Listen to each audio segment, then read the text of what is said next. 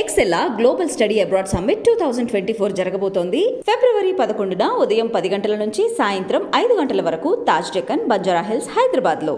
నా శుభాకాంక్షలు తెలియజేస్తున్నాను.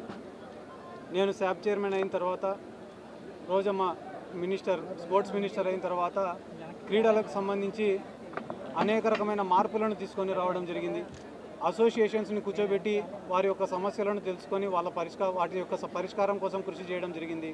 అంతేకాకుండా మేము ఛార్జ్ తీసుకునే రోజు నుంచి ఈ రోజు వరకు అనేక రకమైన టోర్నమెంట్స్ని నిత్యం ఆర్గనైజ్ చేస్తూనే ఉన్నాం. అది సీఎం కప్ కావచ్చు, జగనన్న క్రీడా సంబరాలు కావచ్చు, శాప్ లీగ్స్ కావచ్చు, అదే రకంగా ఈరోజు ఆడదాం ఆంధ్ర కావచ్చు, జగనన్న క్రీడా సంబరాలు కావచ్చు, ఏదో ఒక టోర్నమెంట్తో నిత్యం క్రీడాకారులకు ఒక యాక్టివిటీని అంటూ ఏర్పాటు చేస్తూనే ఉన్నాం. అంతేకాకుండా ఇప్పటి వరకు 2 సార్లు నేషనల్ టోర్నమెంట్స్కి ఎవరైతే పిల్లలు వెళ్ళినారో, అట్లా అహ్మదాబాద్కు కావచ్చు, ఇటు గోవాకు కావచ్చు, వెళ్ళిన ప్రతి ఒక్క క్రీడాకారుడికి కూడా శాప్ తరఫున సపోర్ట్ ఇవ్వడం జరిగింది.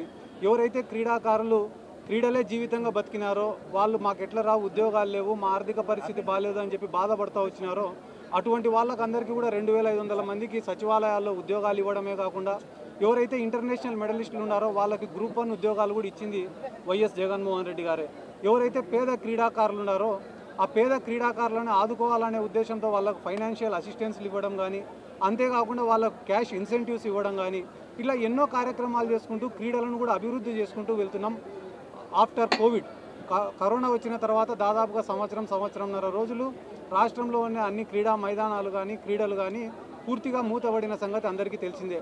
కానీ ఆఫ్టర్ దట్ పాండమిక్ కూడా మేము అంత యాక్టివ్గా పనిచేస్తూ ఈరోజు మళ్ళీ క్రీడలను పూర్తి స్థాయిలో ప్రోత్సహిస్తూ, అలాగనే పులివెందల్లో కూడా జగన్మోహన్ రెడ్డి గారు హాకీ టర్ఫ్ కానీ, ఇండోర్ స్టేడియంని నిర్మించడం కానీ, అక్కడ ప్లేయర్స్కి అకామిడేషన్ని ఏర్పాటు చేసి అకాడమీస్ని తయారు చేయడం కానీ, ఇలా ఒకదాని తర్వాత ఒకటి మేము కూడా రాష్ట్రంలో డెవలప్ చేసుకుంటూ వెళ్తున్నాం. రానున్న రోజుల్లో జగన్మోహన్ రెడ్డి గారి ఆలోచన ఏమంటే, ప్రతి నియోజకవర్గంలో కూడా ఒక ఇండోర్ స్టేడియం నిర్మించాలా, అదే రకంగా క్రీడాకారులు ఎవరైతే ఉన్నారో వాళ్ళకి అకాడమీస్ని ఏర్పాటు చేయాలా, అసోసియేషన్స్ని కూడా ఇన్వాల్వ్ చేసి రానున్న రోజుల్లో ఆడదాం ఆంధ్రాని ఇంకా బలంగా నిర్వహించాలనేదే జగన్మోహన్ రెడ్డి గారి యొక్క కోరిక. ఇది ఎవరైతే ఇంటర్నేషనల్ ప్లేయర్స్ ఉన్నారో వాళ్ళకి నాట్ ఓన్లీ జాబ్స్, వాళ్ళకి అకాడమీస్ ఏర్పాటు చేసేదానికి ల్యాండ్ ఇవ్వడం కానీ, క్యాష్ ప్రైజెస్ ఇవ్వడం కానీ కూడా జరిగింది. రానున్న రోజుల్లో ఈ ఆడదాం ఆంధ్ర అనే ప్రోగ్రామ్ ఇది ఫస్ట్ ఇయరే.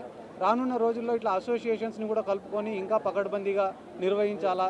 నేషనల్ గేమ్స్, హ్యాండ్బాల్కి సంబంధించి నేషనల్స్ టోర్నమెంట్ కానీ, వాలీబాల్కి సంబంధించిన నేషనల్ టోర్నమెంట్స్ కానీ, అవి కూడా అసోసియేషన్స్కి కోఆపరేట్ చేసి మన స్టేట్లోనే ఆర్గనైజ్ చేయాలనేది కూడా జగన్మోహన్ రెడ్డి గారి యొక్క ముఖ్యమైన ఉద్దేశం. కాబట్టి రానున్న రోజుల్లో క్రీడలకు మరింత డెవలప్మెంట్ ఆంధ్ర రాష్ట్రంలో ఉంటుందని చెప్పి ఈ సందర్భంగా నేను తెలియజేసుకుంటూ, 120 కోట్ల రూపాయల బడ్జెట్ ఆడదాం ఆంధ్రాకి కేటాయించినందుకు జగన్మోహన్ రెడ్డి గారికి మరొకసారి ప్రత్యేకంగా ధన్యవాదాలు, కృతజ్ఞతలు.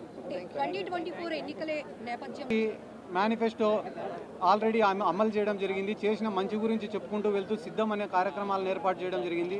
మీరు చెప్పినట్టనే సోషల్ ఇంజనీరింగ్లో భాగంగా కులాల ప్రాతిపదికన ఎక్కడైతే వెనుకబాటుతనం ఎక్కువ ఉందో అక్కడ ఆ సామాజిక వర్గం సంబంధించిన వాళ్ళకి అధికారం ఇవ్వాలనే ఉద్దేశంతో అభ్యర్థులను కూడా ఎంపిక చేయడం జరిగింది.